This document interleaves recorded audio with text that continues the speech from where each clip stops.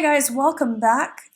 So hopefully you took some time and wrote some good supporting reasons for these opinion statements. And now we're going to check those and see how you did. So again, these are my supporting reasons. Yours may be different. So just look and see if they're somewhat the same. Okay? So the first opinion statement here, students shouldn't bring their mobile phones to class. We said this one didn't relate to that. They have a lot of heavy books to carry. That doesn't matter about bringing mobile phones. Here's a better reason where I used an example.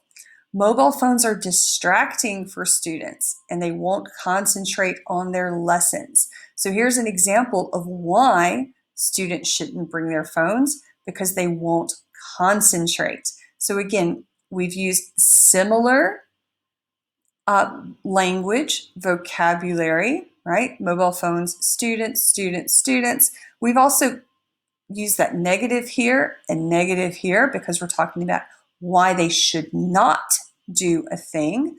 And then we have expanded on that idea to talk about that it's distracting and they won't concentrate. All right, so let's look at our next one. Women are better drivers than men.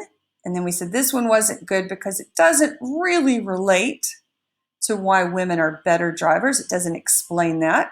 So here I've used a statistic, and again, I made this up. I don't know if it's true. Don't go check it.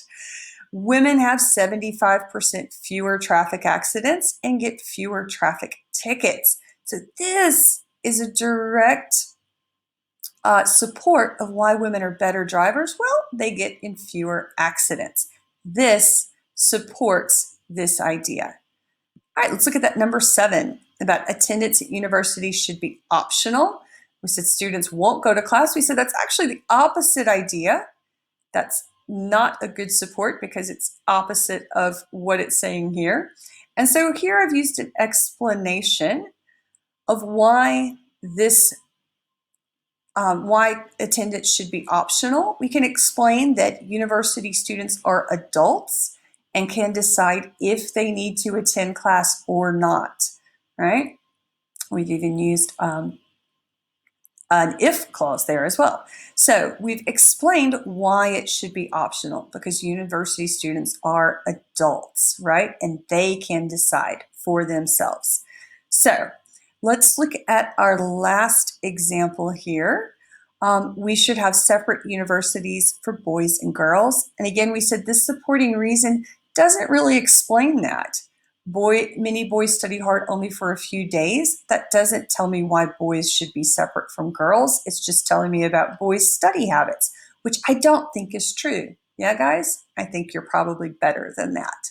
So here I've used a story to say girls students often feel uncomfortable participating in a class with boys, so they don't speak or share their ideas. So here we're giving an explanation, a little bit of a story about how girls feel uncomfortable, and that's a better support for this opinion statement. All right, so in our next video, our next part, we're going to be looking at another example and seeing if we can find how the main idea is supported, and see if there's any ideas that we don't need in there. All right, so I hope to see you again soon for the next part. Thanks. Bye.